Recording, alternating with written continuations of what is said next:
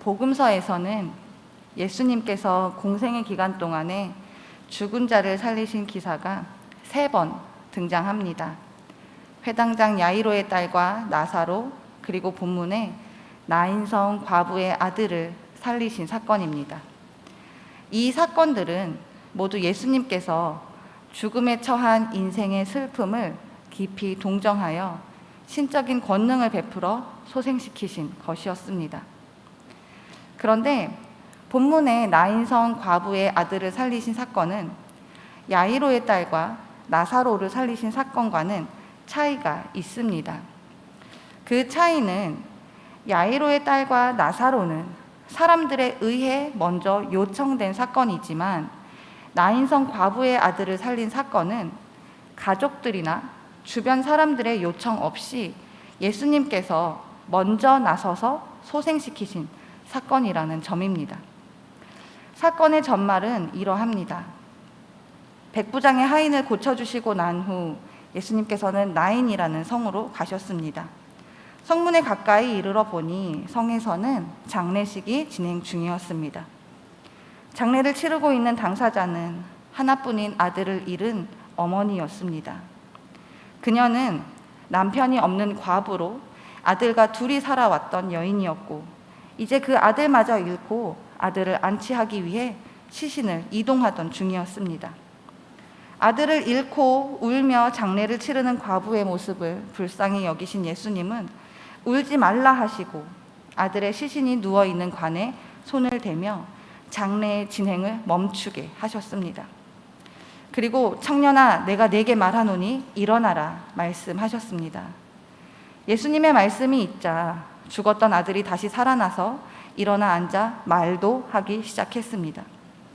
예수님께서는 아들을 잃은 슬픔으로 울고 있던 어머니에게 아들을 돌려보내셨고, 그 자리에서 직접 이 일을 목격한 사람들로 인해 이 사건은 유대와 사방에 두루 퍼지게 되었습니다. 복음서에 기록된 예수님의 사건은 당시 사람들에게 고향 동기이자 친족이며 평범한 유대인 중에 한 사람으로 여겨지는 예수님이 성육신하신 하나님이시요 오래전 하나님께서 약속하신 메시아이심을 알려주는 것이 목적입니다. 그래서 예수님이 보여주시는 표적들을 보면 사람들의 시선이 사람이신 예수님에게서 예수님의 신성을 발견하고 고백하는 방향으로 이동합니다.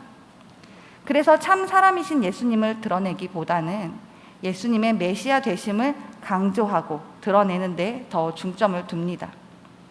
그런데 나인성 사건은 다른 표적 사건들과는 다른 점이 2가지가 있습니다. 첫 번째는 메시아이신 예수님, 즉 예수님의 신성만을 강조하고 있지 않다는 점입니다. 그리고 2번째는 예수님의 신성만을 강조하고 있지 않다는 사실을 발견할 수 있는 대목, 예수님이 먼저 슬픔에 젖어 있는 과부를 위로하셨다는 점입니다. 예수님의 치유 사역을 살펴보면 대부분이 누군가의 요청에 의해 이루어졌습니다. 혈루증을 앓고 있던 여인처럼 예수님의 옷자락만 만져도 낫겠다 하는 당사자의 간절한 마음이나 가족들의 요청에 의해, 또 지붕을 뚫고 중풍병자를 내렸던 것 같은 주변 사람들의 간절함이 있었습니다. 그런데 나인성 과부의 아들을 살리신 이 사건은 과부의 요청이나 관을 메고 장례를 치르고 있는 주변 사람들의 호소가 있기도 전에 예수님의 불쌍히 여기는 마음이 먼저 있었습니다. 이것이 의미하는 바가 무엇일까요? 누가는 누가복음에 예수님의 말씀과 예수님이 보이신 이적들을 기록하여 이 책을 읽는 사람들로 하여금 예수님이 그리스도 되심을 알게 하고자 작가로서의 개입을 조심하였습니다. 그러나 이 사건에서 누가는 처음으로 예수님에 대한 자신의 고백을 담았습니다. 이제까지는 다른 사람들이 고백하는 예수를 담았다면 이 사건에서만큼은 예수님이 주님이심을 자신의 입술로 고백하고 있는 것입니다. 왜 그렇게 해야 했을까요? 결론적으로 말씀드리면 누가는 예수님이 진정으로 참 하나님이시고 참 사람이심을 이 사건을 통해 경험했던 것입니다. 그래서 예수님을 표현할 때 자신의 고백을 담지 않을 수 없었던 것입니다. 하나님이시지만 성육신 하심으로 사람이 되셔서 이 땅에서 하나님의 구원 사명을 이루신 주님의 마음을 깨닫고 감동하였기에 예수님을 더욱 주님이라고 고백할 수밖에 없었던 누가의 고백이 이 시간 우리의 고백이 되기를 소망합니다. 나인성 사건은 앞서 말씀드렸지만 예수님의 신성만을 강조한 사건은 아닙니다. 다시 말하면 예수님의 신성이 사람들에 의해 발견되고 드러나기 전에 한 과부를 불쌍히 여기시는 예수님의 긍휼하심에서 예수님의 인성이 먼저 드러나는 사건입니다. 13절은 11절부터 17절에 해당하는 이 사건이 일어나게 한 핵심 구절로 누가의 고백이 함께 담겨져 있습니다. 주께서 과부를 보시고 불쌍히 여기사 울지 말라 하시고, 우리는 여기서 불쌍히 여기사라는 표현을 주목해 봐야 합니다. 불쌍히 여기사는 헬라어로 에스플랑크니스테이고 이것의 원형은 스플랑크니조마이입니다. 이 단어의 의미는 창자까지 뒤틀려지는 것을 의미합니다. 예수님이 나인성을 들어가시다가 만난 그 여인은 남편이 없는 과부였습니다. 그동안은 하나뿐인 아들과 함께 서로 의지하며 살아왔는데 장성한 아들이 죽었습니다. 그 하나뿐인 아들을 잃고 장례를 치르고 있는 여인의 상황을 보신 예수님의 마음은 창자까지 뒤틀려질 정도의 슬픔과 아픔을 느끼고 있는 심정이었던 것입니다. 죽음까지도 다스리시는 권세를 가지신 분이 예수님이신데 그 여인의 고달픈 삶과 마지막 희망인 아들을 잃은 슬픔을 뼛속 깊이 통감하고 계셨던 것입니다. 예수님의 이러한 심정을 누가가 강조하는 이유는 무엇일까요? 누가는 이 사건을 통해 예수님이 성자 하나님이심과 동시에 불완전하며 연약한 인간의 모든 슬픔과 고통을 친히 겪고 이해하실 분이심을 보여주고 있는 것입니다. 사람이 고통 중에 위로받을 때는 누군가 우리의 고통을 공감할 때입니다. 누가는 유일한 희망이었던 아들을 잃고 슬픔에 빠진 이 여인을 보시며 창자까지 뒤틀려질 정도로 깊게 공감하시고 먼저 다가가시는 모습을 드러냄으로써 예수님의 인간적인 감정, 특히 소외되고 불쌍한 자들에게 대한 뜨거운 연민과 그들을 향한 예수님의 인간애를 크게 부각시키고 있는 것입니다. 그가 이렇게 예수님의 인성을 강조한 이유는 우리의 구원자 되시는 예수님이 우리와 멀리 떨어진 분이 아니라는 사실을 깨닫게 해주고 싶었기 때문입니다. 예수님만이 우리의 유일한 희망이 되신다는 사실을 강조하고 싶었기 때문입니다. 누가는 아들을 잃은 어머니, 유대 사회에서 살아갈 수 있는 유일한 희망을 잃었던 과부로서의 여인에게 예수님의 긍휼하심을 경험하게 함으로써 인간의 아픔과 슬픔을 공감하시는 예수님이 우리에게 계시고 오직 그 예수님만이 세상에서는 발견할 수조차 없는 참된 안식과 기쁨을 주시는 분이라는 사실을 전하였습니다. 창자가 뒤틀려지는 아픔과 슬픔을 공감하신 예수님께서 관에 실려 무덤으로 향하고 있던 청년의 몸에 손을 대신 것입니다. 그리고 말씀하신 것입니다. 가까이 가서 그 관에 손을 대시니 맨 자들이 서는지라.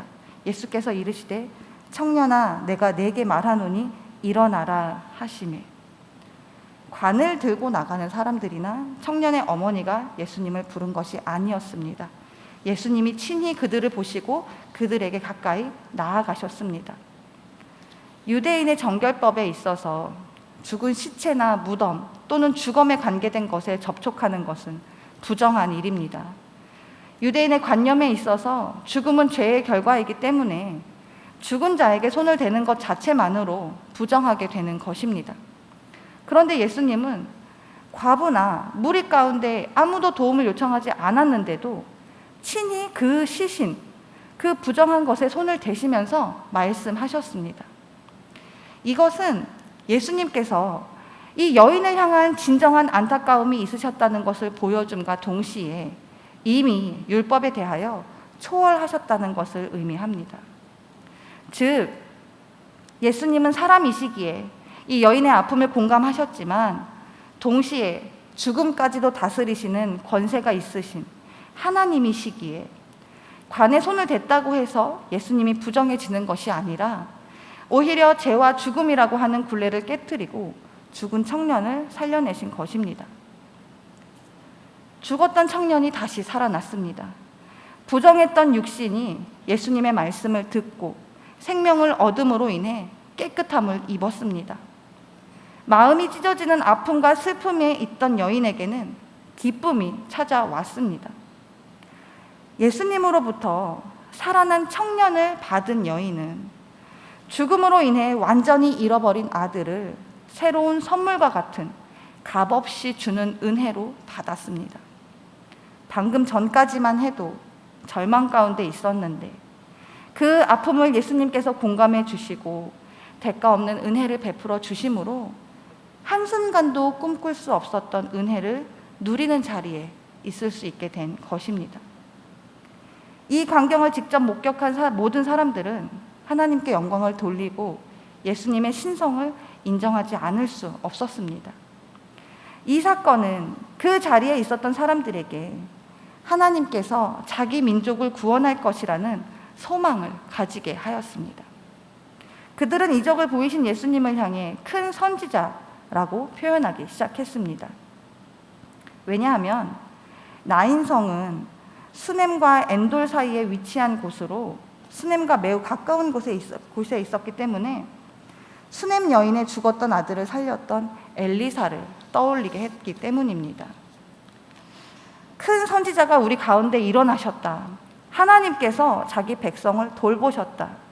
사람들의 외침은 하나님께서 슬픔과 절망 속에 살아가던 이스라엘을 권고하셔서 구원하신 것처럼 남편과 남은 외아들마저 잃어버리고 슬픔과 절망감에 휩싸인 여인을 권고하셔서 다시 소망을 주셨다는 사실을 통해 하나님께서 로마의 압제하에 억눌린 채 살아가던 이스라엘 전체를 권고하사 구원하실 것이라는 희망을 갖게 하였습니다. 그들은 그들의 요청 없이도 스스로 소망이 없는 죽음의 현장에 찾아와 생명을 주신 예수가 곧 자기 민족을 구원할 메시아일 것이라는 확신을 하게 된 것입니다. 우리도 마찬가지입니다. 예수님께서 우리의 참 위로가 되시고 소망이 되시는 이유는 누구보다도 우리의 아픔을 아시는 분이시지만 아픔을 아는 것을 넘어 회복도 주실 수 있는 분이시기 때문입니다. 우리의 위로자 되시고 구원자 되시는 예수님 앞에 그럼 우리가 할 수 있는 것은 무엇입니까? 사실 우리가 할 수 있는 것은 단 한 가지밖에 없습니다. 주님을 바라고 구하는 것입니다. 주님께서는 여인에게 값없이 다시 살리신 새로운 아들을 주셨습니다. 이미 우리의 아픔과 좌절, 슬픔을 아시는 주님께서는 여인에게 하셨던 것처럼 우리에게 다가오고 계십니다. 우리를 위로하고 계십니다. 그분 앞에서 우리가 할 수 있는 것이 무엇이 있습니까? 주님께서 우리를 긍휼히 여겨주시며 우리에게 은혜 베풀어 주시기를 겸손한 마음으로 바라는 것 외에는 할 수 있는 것이 없는 것입니다. 제가 첫째 아이를 출산할 때 17시간을 진통을 했습니다. 순산을 위해서 기도로 준비했었는데 토요일 저녁에 분만실을 들어가서 밤을 꼬박 새고도 낫지 못해서 주일 새벽 5시부터는 안 되겠다, 수술해야겠다, 이 생각만 계속했습니다. 김다인 목사가 예배 인도를 위해서 교회를 간 사이에 친정 어머니께서 오셔서 진통하는 저의 손을 잡고 기도하실 때마다 하나님, 기도했잖아요. 이건 아니잖아요. 순산할 수 있게 해주세요. 그렇게 기도하셨습니다. 예배를 드리기 위해 자리를 비웠던 김다인 목사가 예배를 마치고 1시에 다시 분만실을 찾았을 때도 저는 진통 중에 있었습니다. 근데 그때 아이가 내려온 것을 보신 의사 선생님의 집도하에 결국 출산을 할 수 있었습니다. 그 후로, 그 출산 후에 김다인 목사가 저에게 해준 말이 있습니다. 순산을 위해서 그렇게 기도하고 준비했었는데 산모인 제가 힘이 없어서 낫지를 못하니 간호사라는 도움의 손길을 통해 결국 아이를 낳을 수 있게 해주셨다는 하나님의 은혜를 말해 주었습니다. 우리가 좌절하고 낙심할 때는 힘이 없습니다. 더 이상은 낼 힘이 없을 때 무너지고 맙니다. 그러나 여전히 우리를 향하신 하나님의 긍휼하심은 우리를 향하고 있기에 우리가 주님을 바라고 의지하면 주님께서는 도움의 손길을 주십니다. 그렇게 값없이 하나님의 은혜를 베풀어 주시는 것입니다. 무더운 여름 장마, 또 고된 일상 때문에 지치고 힘드신 일상을 보내고 계신다면 오늘도 우리를 향해 긍휼한 마음을 가지고 우리가 꿈꾸지 못할 은혜를 가지고 찾아오시는 주님을 바라보시기를 바랍니다.